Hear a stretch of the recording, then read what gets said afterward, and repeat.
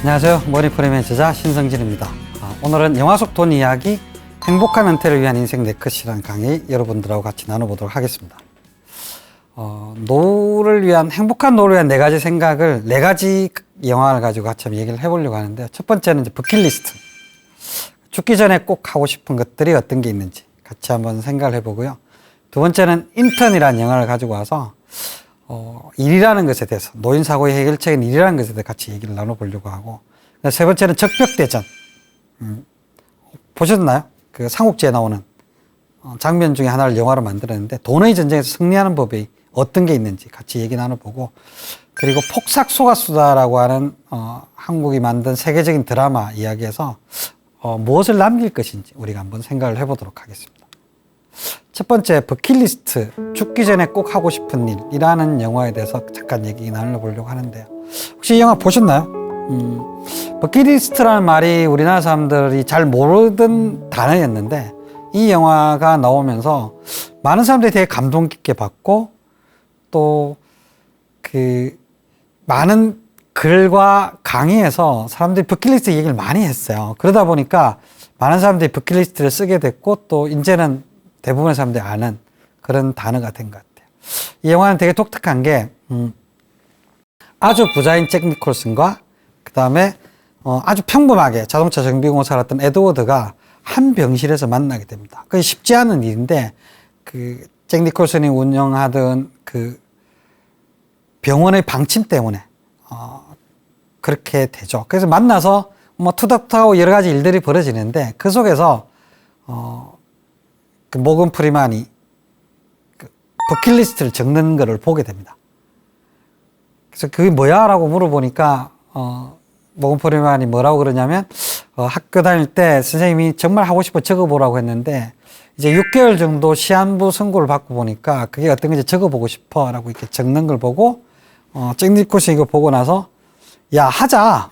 우리 인생이 얼마 안 남았는데 그냥 하자. 이러면서 서로 이제 원하는 것들 적어보고, 그거를 하나씩 해나가는 장면들이 되게 유쾌하게 나옵니다. 그리고 그 과정에서 깨닫는 거죠. 정말 인생에서 중요한 거는 막 사치하고 엄청나고 이런 게 아니라 아주 가까이 있는 것에 대해서 얼마나 소중하게 대하고 이런 거구나, 이런 것들을 깨닫게 되는 그런 아주 감동 깊은 영화였던 것 같습니다.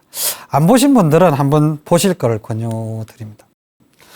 영화에 나오는 그 버킷리스트는 이런 겁니다. 죽기 전에 내가 꼭 하고 싶은 것, 장엄한 광경 보기.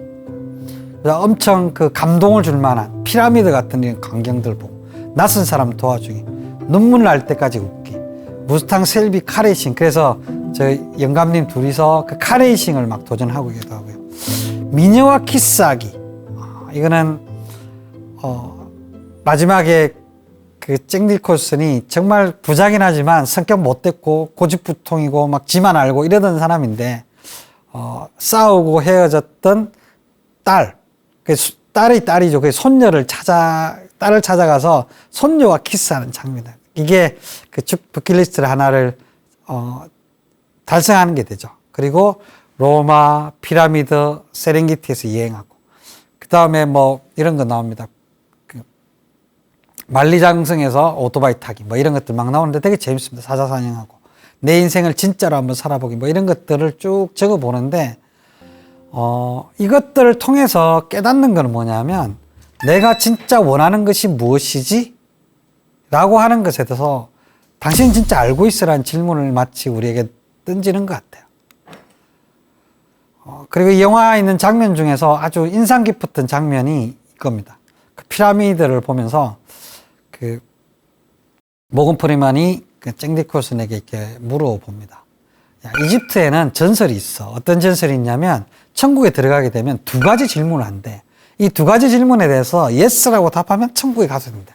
첫 번째 질문은 뭐냐면, 네 인생에서 기쁨을 찾았느냐라고 하는 거야. 두 번째 질문은 당신의 인생이 다른 사람에게 기쁨을 주었는가, 기쁘게 해준 적이 있는가라고 하는 거라는 거지. 이 2가지 질문에 다 yes라고 하면 그 사람은 천국 가도 될 것 같아. 이런 얘기들을 나누는데, 그래서 너는 인생의 기쁨을 찾았니? 라고 잭 니콜슨에게 묻습니다. 잭 니콜슨이 잠깐 생각하다가, 내 인생의 기쁨을 찾은 것 같아. 이렇게 얘기를 합니다. 그 다음에 네 인생이 다른 사람을 기쁘게 한 것, 누군가의 기쁨을 준 적은 있니? 라고 생각하고 하다가 그건 다른 사람한테 좀 물어봐. 뭐 이렇게 얘기하면서 의연부영 하는 것들이 나오는데, 여러분 어떠세요? 인생의 기쁨을 찾으셨어요? 내 인생에? 그리고 내 인생이 다른 사람을 기쁘게 해준 적이 있나요?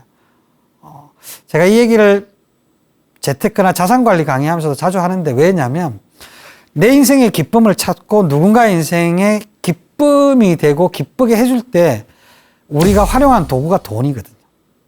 돈을 잘 쓰고 잘 관리하면 우리 인생의 기쁨을 찾을 수 있고 그걸 잘 쓰면 다른 사람 인생에 기쁨을 줄 수가 있죠. 근데 그걸 잘 못하면 내 인생에서도 기쁨을 찾기 힘들고 누군가의 인생에 기쁨이 아니라 실망과 좌절과 분노만 주는 경우들도 아주 많은 거죠. 그래서 이 질문이 되게 우리한테도 되게 의미가 있는 것 같습니다. 인생의 기쁨을 찾으셨어요? 진짜 기쁘고 즐거운 것들을 순간들이 있으셨나요? 그리고 당신은 누군가에 도움이 됐나요? 이런 것들을 물어보는 건데 스스로 한번 질문을 해봤으면 좋겠고요. 이렇게 하면서 이제 찾아가는 건데 제가 개인적으로 경험했던 걸 잠깐 말씀을 드리면 강의를 하면서 저는 이런 질문들을 자주 합니다. 자, 지금 내가 진짜 원하는 것을 한번 적어보세요. 내가 시간적으로 경제적으로 여유가 있고 무언가 원하는 걸 할 수 있다면 당신이 하고 싶은 걸 뭐가 있나 이렇게 10가지를 한번 적어보세요. 이렇게 얘기합니다. 근데 이렇게 얘기하면 어떤 분들은 막 고민도 하기도 하고 어떤 분들은 바로바로 적어하기도 해요. 근데 제가 계속 되게 인상 깊게 저한테 남아있던 장면은 은퇴자들 대상으로 했던 강의인데 한 여성분이 펜을 이렇게 들고 약간 이렇게 살짝 떨면서 이렇게 계속 이렇게 고민하고 있는 거예요.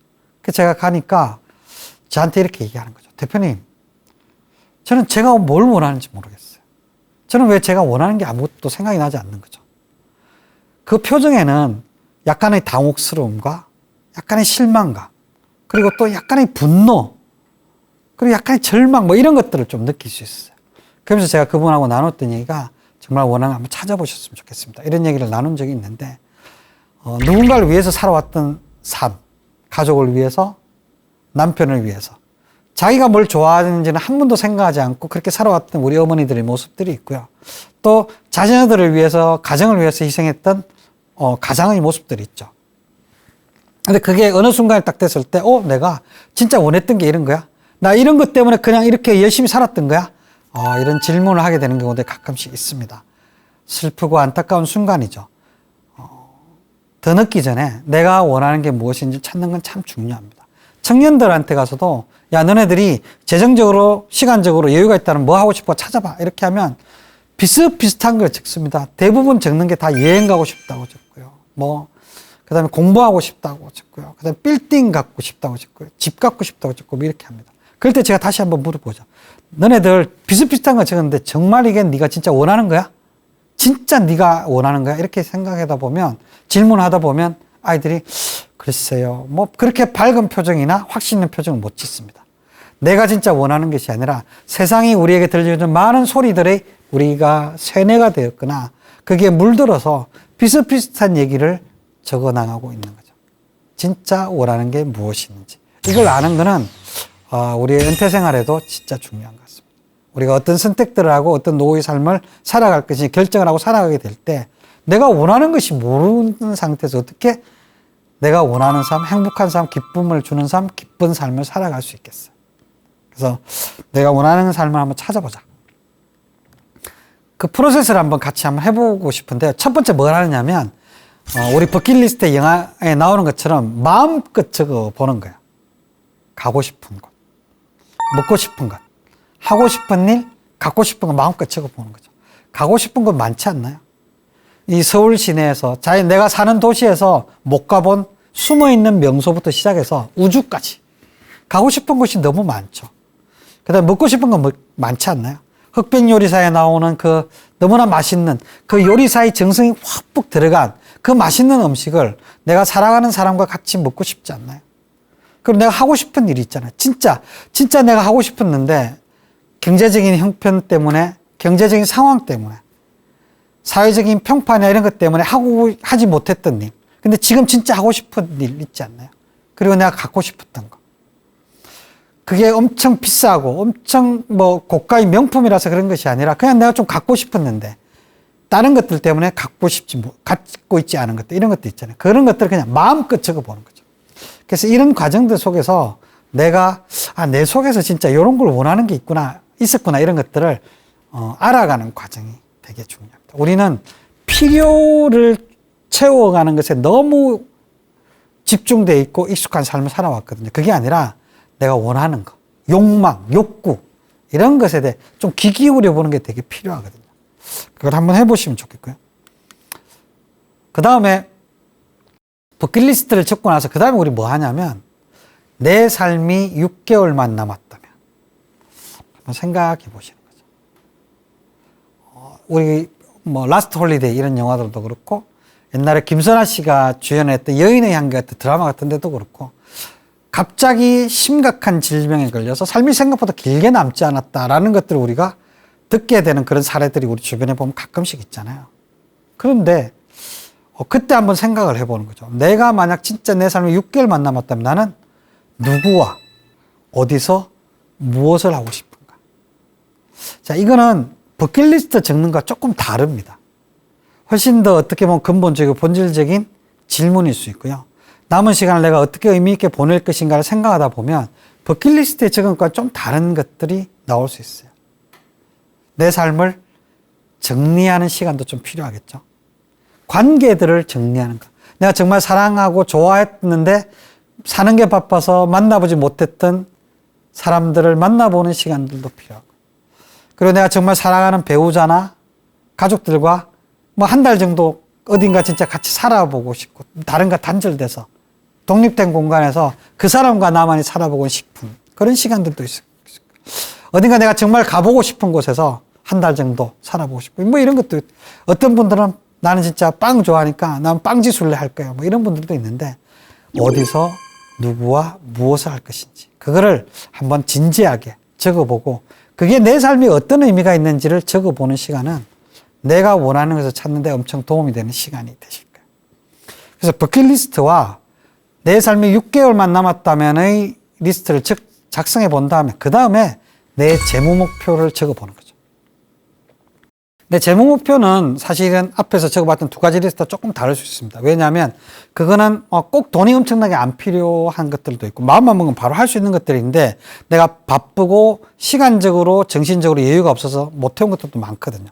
그거 말고 내 삶에 있어서 돈이 들어가는 목표들을 적어보는 거죠. 그 과정 전에 버킷리스트와 6개월 리스트를 먼저 작성해 보시라고 제가 권유를 드리는 겁니다. 이 재무 목표들을 작성을 할 때는 스마트 원칙을 작성하는 게 좋습니다. 스마트라고 하는 거는 스페시픽, 구체적이고 measurable, 측정 가능하고 attainable, 달성 가능하고 relevant, 내 삶의 기본적 목표하고 관련이 돼 있고 그 다음에 타임 바운드, 시간이 정해져 있는 거. 요게 이제 목표의 5가지, 스마트 목표의 5가지 원칙이거든요.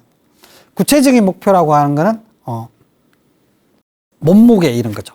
나는 건강해질 거야 이런 게 아니고 몸무게를 줄일 거야 이런 게 좀 더 구체적인 거죠. 구체적일수록 좋은 목표가 될 수 있고요. 그다음에 측정 가능해야 된다는 건 보통 숫자로 표시되는 거죠. 살을 뺄 거야가 아니라 60kg, 50kg, 45kg 뭐 이런 것들이 구체적으로. 그리고 달성 가능해야 됩니다. 내가 100억을 모을 거야. 이게 어떤 사람한테는 달성 가능하고 어떤 사람한테는 얼토당토 안 하는 목표가 될 수 있는 거죠. 그 목표는 나름대로 달성 가능했을 때 나한테 동기부여가 되기 때문에 달성 가능해야 되고 그 다음에 렐레번트라고 하는 거는 내 기본적인 삶과 적절해야 됩니다. 예를 들어서 뭐 나는 운동도 좋아하지 않는데 운동이 내 삶에 엄청 중요한 목표가 된다든지 이러면 그거 별로 중요하지 않은 거죠. 그걸 위해서 내가 크게 뭔가 하고 싶은 생각이나 이런 것들이 안 생깁니다. 농촌 별로 싫어하면서 뭐 전원생활이 뭐 목표가 된다든지 뭐 이런 것도 별로 의미가 없는 거죠. 내 삶의 방향하고 관련돼 있을 때 달성 가능한 스마트한 목표가 됩니다. 그리고 기간이 정해져 있어야 되는 거죠. 기간이 정해져 있지 않은 목표는 달성하지 않아도 되는 목표와 똑같습니다. 그래서 버킷리스트, 6개월 리스트, 재목표 10가지 수립하는 거. 이걸 통해서 내가 삶에 있어서 진짜 원하는 게 무엇인지 찾아가는 거. 이게 행복한 인생을 살아가는 어떤 네 컷 중에서 첫 번째 컷이 되겠죠. 여기서 우리의 행복한 노후는 시작되는 것 같아요. 두 번째는 우리 인턴 영화를 보면서 일에 대한 생각들을 좀 한번 해보려고 합니다. 이 영화도 안 보신 분들은 저는 개인적으로 꼭 찾아보실 거를 추천합니다. 로버트 디니로의 70세 연기도 되게 좋았고 NSA의 벤처 기업 CEO로서의 연기도 참 좋았던 것 같아요. 그리고 여기 영화에서 나오는 메시지, 아, 그렇지. 저런 것들이 우리가 할 만한 거구나라고 하는 인사이트, 이런 부분들도 아주 좋았던 것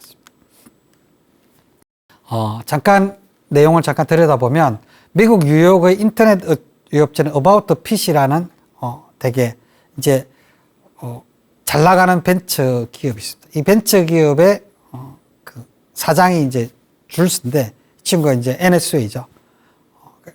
뭐 다양한 그 잘 나가는 회사들은 노인들도 인턴으로 하고 이런 사회 어떻게 보면 뭐라고 그러죠? 약간 사회에 이제 베푸는 그런 제도 중에 하나로 65세 노인을 위한 인턴 제도를 이제 도입을 하게 됩니다. 그래서 은퇴한 이후에 여행도 즐기고 하다가 아내도 사망하고 난 다음에 이 로버트 드니로가 다시 사회생활 좀 해야 되겠다. 이런 필요성을 느끼고 이 인턴 제도를 보고 나서 지원을 하게 되죠. 심심하니까. 몸은 아직 건강한데 할 일이 없으니까. 그래서 지원을 하게 돼서 입사하는 과정부터 되게 재밌는 일입니다. 그래서 입사하면서 면접관이 10년 뒤에 당신의 삶은 어떻게 변화될까요? 뭐 이렇게 물어보니까 70세가 80세가 돼 있겠죠. 뭐 이런 얘기를 하면서 되게 재밌는 그런 에피소드도 나오는데 그렇게 해서 인턴에 지원을 하게 되고 원하지 않지만 사실은 줄수도 이 벤을 받아들이게 되고 그러면서 사회에서 같이 회사에서 생활하게 됩니다. 그렇게 생활하면서 자존감을 회복하고 사회적 연결이 되는 계기들이 이루어지면서 되게 재밌는 에피소드들이 펼쳐지고 거기서 다양한 메시지들을 우리가 받게 되는데 첫 번째 제가 이 영화를 보면서 생각이 된 거는 뭐냐면 그 100세 시대 일에 대한 패러다임을 바꿔야 된다. 제가 늘 하는 얘기인데 좀 바꿀 필요가 있다는 거죠. 노인이 되면 겪게 되는 4가지 고통을 노인사고라고 합니다.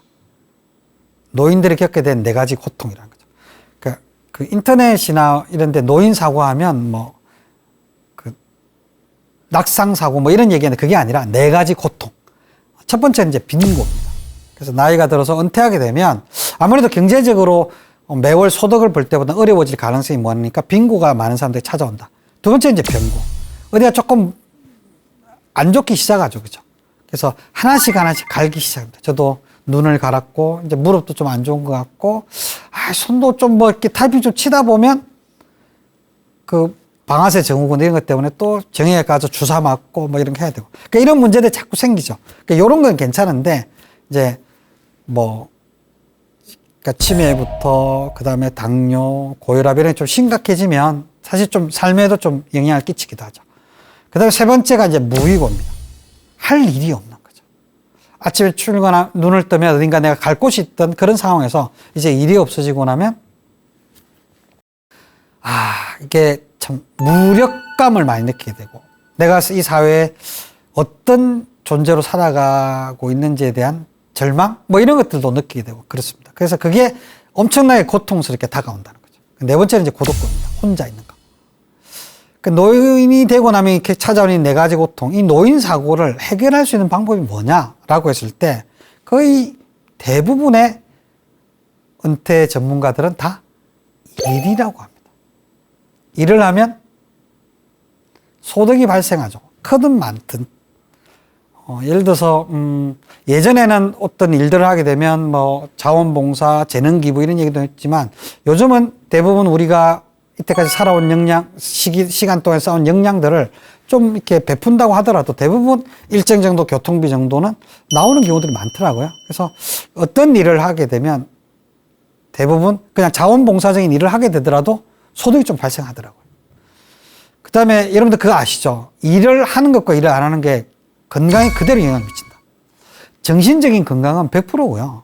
그렇죠? 여러분 그렇지 않습니까? 내가 일을 하게 되면 그 일에서 얻는 에너지 같은 게 있어서 뭐 정신적으로 되게 건강해진다 이런 얘기도 있지만 그게 우리 육체적인 건강에도 영향을 미친다는 게 이미 증명이 됐잖아요. 일을 하면 훨씬 더 건강한 삶을 살아가게 되는 경우가 많다. 그래서 뭐 젊었을 때처럼 아주 뭐 늦게까지 일하고 이러진 않지만 뭐 짧은 시간이라도 일을 하는 게 우리 건강에도 도움이 되고 그 다음에 일을 하게 되면 내가 어떤 일을 통해서 사회적으로 기여를 하고 사회적으로 가치를 만들어내기 때문에 사회적인 역할을 하기 때문에 자존감 같은 게 생기는 거죠. 그리고 일터에서 만나는 사람들 때문에 외롭지 않습니다. 그래서 일은 은퇴한다고 그만두는 게 아닙니다. 그래서 일에 대한 패러다임을 바꾸는 것, 그게 가장 중요하다라는 생각이 들고요. 만약에 이 방송을 보시는 분들이 나는 몇 세 은퇴해서 그때부터 이제 놀러 다녀야지, 아니 좀 일찍 은퇴하고 싶어 라는 생각을 하신다면 생각을 좀 바꾸시는 게 좋겠습니다. 내가 좋아하는 일, 내가 재밌어 하는 일, 내가 가치를 생산해낼 수 있는 일, 그 일을 하면 몰입이 되는 일, 시간이 빨리 가는 일, 이런 일들을 찾아보셔서 그 일에 깊이 들어가시는 게 행복한 노후를 사시는데 훨씬 더 중요한 방법인 것 같아요. 그래서 이런 이 세 가지 의미가 있다는 측면으로 여러분들 받아보시면 좋겠습니다. 첫 번째는 뭐냐면 경제적인 의미입니다. 일을 하게 되면 생계주 유지와 자립, 이런 부분들이 도움이 되고요. 지금까지 연금을 잘 준비해 오셔서 일을 하지 않아도 나는 충분히 먹고 살 수 있다.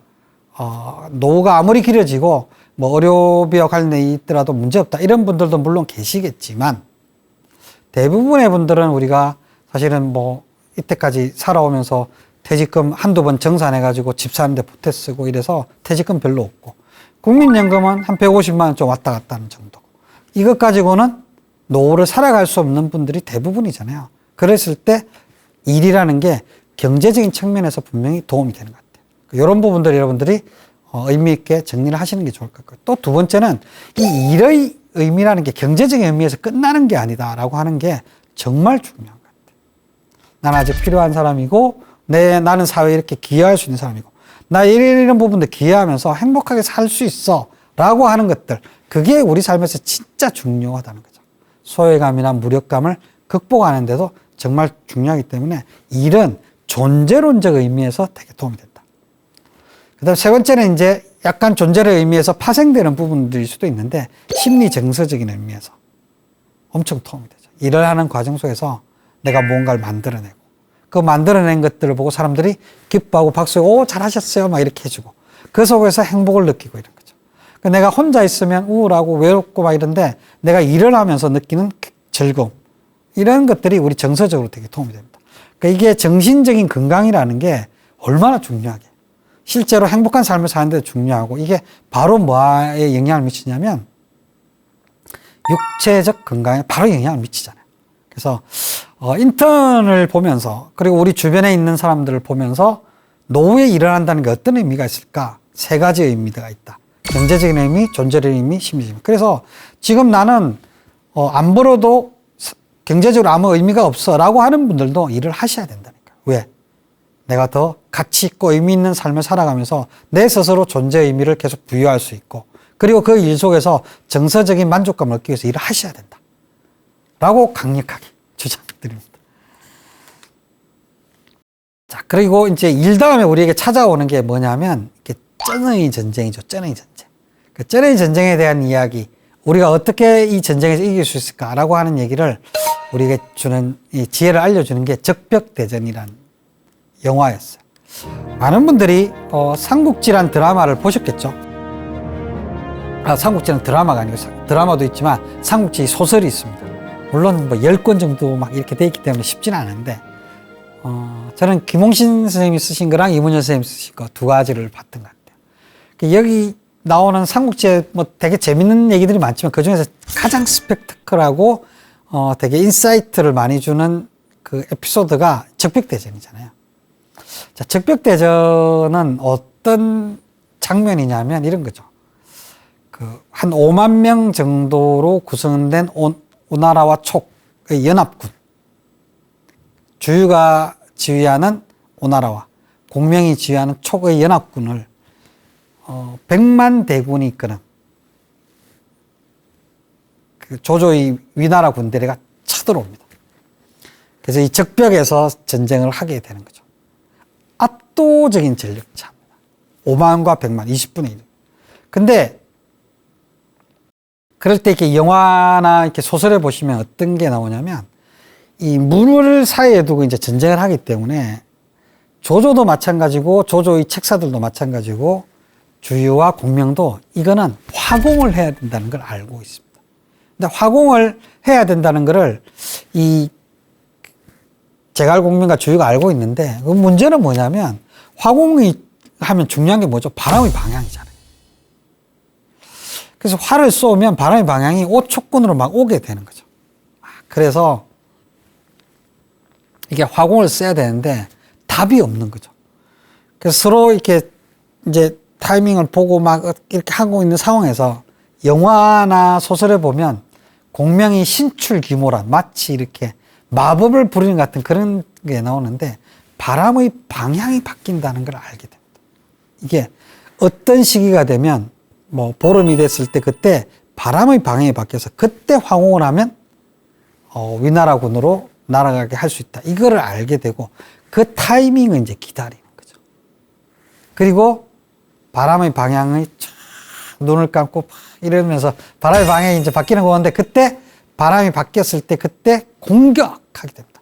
그때 불화살을 팍 쏘게 되죠. 근데 그 불화살의 공격에 조조군이 완전 거의 전멸을 하게 됩니다. 왜 그러냐면 거의 무방비 상태 같이 된 상태에 전멸하게 되고 왜 그러냐면 이게 배와 배를 다 연결을 해놨어요. 그게 연환계라고 하는데 그것도 사실은 주유가 살짝 정보를 올렸으니 그렇게 하게 되는데 이게 어떤 거냐면 조조군은 주로 육군이었어요. 이게 육군들은 수전에서 되게 불리하잖아요. 훈련도 잘 못하고. 그래서 배를 타고 온 다음에 배가 흔들리지 않게끔 배와 배를 다 연결을 해놓은 거예요. 딱 감이 오시죠? 바다에 배와 배가 이렇게 떨어져 있으면 화공이 오더라도 그 배만 불 붙고 이럴 수 있는데 이게 연결을 해놓으니까 화공이 아주 치명적인 약점이 되는 거죠. 근데 조조가 왜 이랬느냐? 이 병사들이 멀미가 나고 이런 것 때문에 훈련을 못한다는 생각을 해서 훈련을 하려면 이렇게 연결을 하고 나면 되게 단단해지는구나. 여기에 올인을 한 거죠. 왜? 화공을 쟤들이 할 수 없으니까. 방향 때문에. 그래서 압도적인 전력 차라는 상황에도 불구하고 공명이 승리했던 거는 바람의 방향, 환경이 바뀌는 것을 알고 기다릴 수 있었다는 거.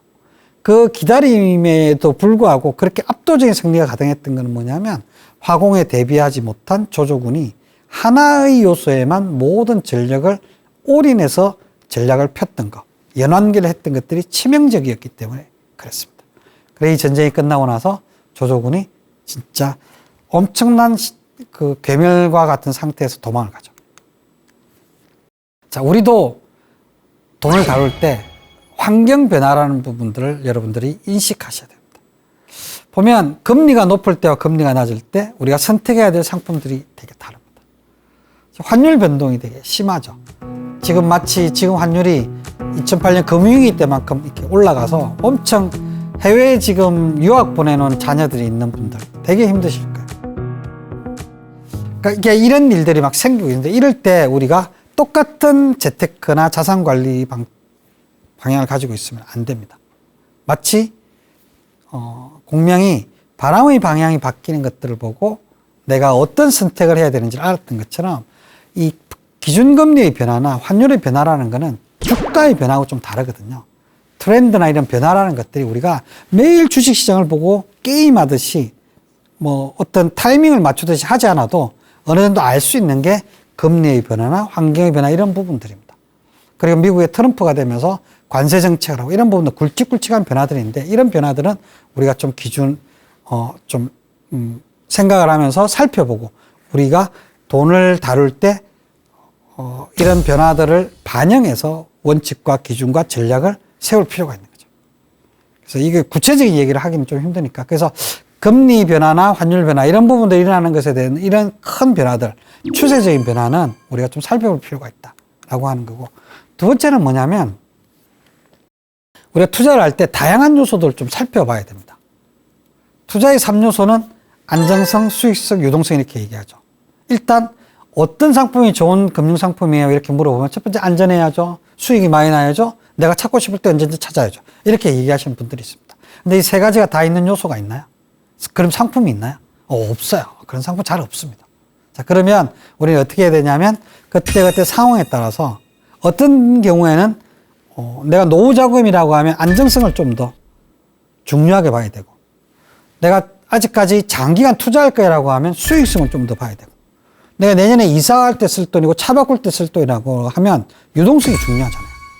그래서 이런 걸 보면서 적절하게 균형을 잡혀서 상품을 선택하고 분산하고 이렇게 해야 되는데, 마치 조조가 그 육군들이 훈련하지 못하고 이런 것들 때문에, 안정성이나 이런 것들 때문에 모든 배들을 다 연결한 것처럼 그렇게 하나의 원칙만 생각하다 보면 안 된다는 거죠.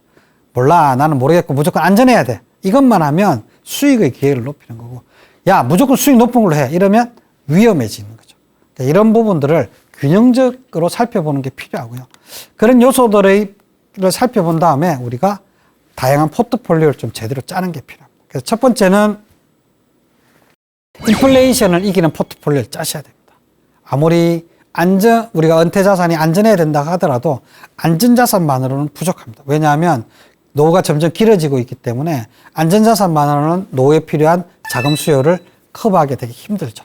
그래서 수익성 자산을 가지고 다양하게 포트폴리오를 짜야 됩니다. 근데 이 포트폴리오를 짤 때 우리가 생각할 때 다양한 주식으로, 다양한 주식형 펀드로 이렇게 하는 것을 조금 넘어서서 위기를 버티려면 다양한 자산을 분산하는 투자, 자산 배분 투자가 좀 필요합니다. 그래서 주식에만 하는 것이 아니라 주식, 채권, 건, 원자재 이런 것들을 좀 나누어서 투자를 하는 거죠. 그러다 보면 왜 저게 필요하냐면, 우리 연금자산이라고 하는 거는 시간을 견딜 수 없잖아요. 매년 일정한 자산을 우리가 찾았어야 되잖아요. 그래서 예를 들어서 내가 10억을 넣어놨는데 위기가 와가지고 이게 5억이 돼버려서 또 이거를 1억을 찾았어야 된다라고 하면 이게 4억이 되고 그 다음에 찾아서 3억이 되고 돈이 팍팍팍 줄어들잖아요. 그게 아니라 다양한 자산 배분에는 이게 주식이 5억으로 반으로 떨어지더라도 채권이나 금이나 이런 게 올라서 살짝 떨어져서 내가 좀 찾더라도 그 효과들이 훨씬 더 약한 거죠. 그래서 우리가 은퇴 자산을 운용할 때는 다양한 자산을 배분 투자하는 거, 이런 거 좀 필요합니다. 그리고 또 하나 우리가 고려해야 될 게 은퇴 시점에 맞춘 자산 배분이 필요한데, 어떤 거냐면 내가 10억이 있어요. 그 10억을 자산 배분을 한다고 다양한 자산 배분을 투자해 놨는데, 그런 것들 배분할 때 우리가 어떤 생각을 해야 되냐면, 단기적으로 지금 올해 찾았을 돈, 내년에 연금으로 받았을 돈, 이런 거는 안정성 위주 자산으로 포트폴리오를 짜는 거죠.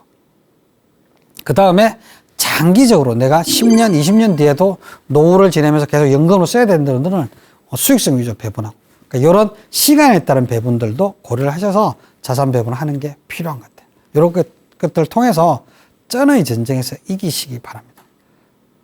기본적으로 쩐의 전쟁이 이긴다는 건 뭐냐면 인플레이션을 이기는 거고요. 쩐의 전쟁이 진다는 거는 인플레이션보다 낮은 수익을 계속 얻는다는 거죠. 그래서 이 게임에서 여러분들 반드시 이기시기를 바랍니다. 자, 이제 마지막 컷, 폭삭소가수다를 살펴보도록 하겠습니다.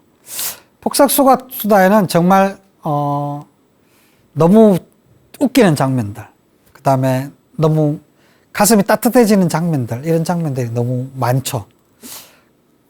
어떻게 이런 드라마를 만들었을까? 어떻게 이런 연기를 하지? 아니, 근데 이 얘기를 왜 외국 사람들이 보고 울지? 뭐 이런 다양한 생각들을 하게 했던 그런 드라마가 폭삭소가수다라는 드라마였던 것 같아요. 폭삭소가수다의 마지막에 관식이 병원의 마지막 생애를 보내는 장면, 병원의 1인실에 누워서, 중환자실이겠죠. 중환자실에 누워서 있고, 중환자실 밖에서, 창밖에서 애순이 관식을 이렇게 바라봅니다. 서로 직접 말을 주고받지는 못하지만 관식이 이렇게 얘기하죠. 괜찮았어? 나랑 산 세월이 괜찮았어? 이렇게 그냥 이렇게 자막으로 나옵니다. 이게 엄청 되게 좀 별 얘기 아닌데 되게 무게 있는 말로 다가왔습니다. 제가 저희 아내랑 같이 보면서 울기도 하고 그랬는데, 저희 아내한테 야 괜찮았어? 나랑 산 세월이 괜찮았어? 라고 하면 뭐라고 답할까? 뭐 이런 생각들도 들게 되는데, 그 애순이 너무 좋았어. 이렇게 얘기를 하죠. 그래서 관식이 떠날 때 사랑했던 얘들이 18살에 만나서, 관식이 50대 초반에 이제 세상을 떠나는 거거든. 진짜 빨리 떠나는 건데, 그 30년 조금 넘는 세월 동안 정말 잘 살았던, 그리고 좋았던 추억들, 나만 아꼈던 그런 사랑들을 남기고 떠납니다. 근데 또 뭘 남기고 떠나냐면, 금명이가, 관시가의 손에 딸 금명이가 매달 아르바이트 하면서 취직하면서 매달 10만 원씩 보내줬는데, 그걸 한 번 푼도 안 썼대요. 안 쓰면서 할머니가 금명이한테 들려주잖아요. 그 10만 원 온 게 50만 원, 100만 원 온 것 같았어. 도저히 이건 못 쓰겠더라고. 이렇게 너네 아빠가 얘기했어. 뭐 이런 얘기를 들려주는데 그 통장을 남깁니다. 그리고 또 이렇게 철딱선이 없는 은명이가 가지고 싶던 벤츠를 또 남겨서, 이 은명이가 이거 몇 년 탄 거야? 막 이러는 모습을 보고 학시 아저씨가 너는 참 우리 딸에다 닮았다. 이런 얘기를 하는 장면들이 나오는데 어쨌든 이런 것들을 남기고 갑니다. 사랑을 남기고 사랑이 담겨있는 통장을 남기고 아들이 갖고 싶어 했던 철딱선이 없는 아들이지만 아들이 갖고 싶어 했던 벤츠를 남기고 세상을 떠나게 됩니다. 여러분 뭘 남기고 싶으신가? 이게 우리 모두의 숙제인 것 같아요. 나는 무엇을 남기고 싶은가? 남기고 싶은 그 세 가지를 한번 적어 보셨으면 좋겠어요. 돈과 관련된 것, 재물과 관련된 것을 남기고 싶은 분도 있으시겠죠. 그리고 아마 내가 남기고 싶은 추억, 이런 걸 남기고 싶은 분들도 있으실 겁니다. 사랑하는 사람들이 나를 기억할 때 무엇으로 기억할까? 이런 부분도 생각해 보실 수 있을 것 같고요. 그다음 저는 늘 그런 생각을 합니다. 제가 조그만 회사를 하고 있는데 이 회사가 정말 괜찮게 성장을 해서 제가 은퇴하는 모습을 생각을 하거든요. 그게 제가 생각하는 제일 인생의 멋진 한 컷인데 그 한 컷에서 저는 제가 회사를 잘 키워왔을 때 저를 도와준 사람들, 이런 사람들한테 얘기하고, 그리고 제가 후계자를 선정을 했을 거잖아요. 제 후계자가 어떤 사람인지를 소개하고, 그러면서 정말 행복하게 은퇴하고 싶은 그 한 장면을 저는 늘 생각을 합니다. 그러기 위해서는 열심히 해서 회사를 잘 키워야 되고, 제가 만든 이 프로그램이 이 소비자들한테 좋은 평가를 받아야 되고, 그게 좋은 파트너들이 생겨서 회사가 성장했을 때 제가 은퇴를 할 수 있겠죠. 물론 저는 은퇴한다고 해서 완전히 일을 해서는 은퇴하지 않을 것입니다. 저는 상담하고 사람들과 얘기 나누고 강의하고 이런 일들을 하늘나라 가기까지 계속 하고 싶은데, 회사를 운영하는 건 좀 다른 일이잖아요. 좀 스마트한 사람이 또 해야 될 때 그때 이제 은퇴하고 싶은 거죠.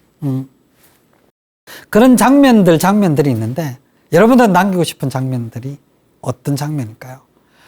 그러니까 관식이 남긴 그런 것들을 보면서 금명이와 은명이는 자기 아빠를 생각하고, 또 애수는 자기를 사랑했던 남편을 생각하면서 계속 뭔가 떠오르는 것들이 있었을 것 같습니다. 그리고 그걸 계속 생각하면서 죽은 남편한테 나 이거 이루었어 뭐 이러면서 살아가는 거죠.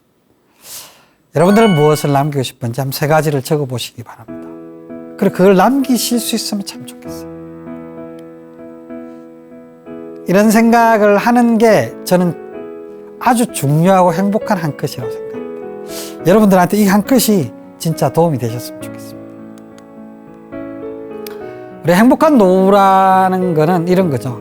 내가 원하는 것을 발견하고 행복하게 일하고, 그리고 그 돈을 잘 운영하고 지혜롭게 뭔가를 남기는 이 각각의 한 컷 들이 조화롭게 이루어져 있는 내 컷. 그게 우리가 정말 행복하게 사는 컷이 아닐까요? 오늘 제가 여러분들 말씀드린 것이 여러분들 인생에 도움이 되는 그런 내 컷이었으면 좋겠습니다. 행복한 은퇴 생활 만들어 가시기 바랍니다. 제가 오늘 여기까지 하겠습니다. 감사합니다.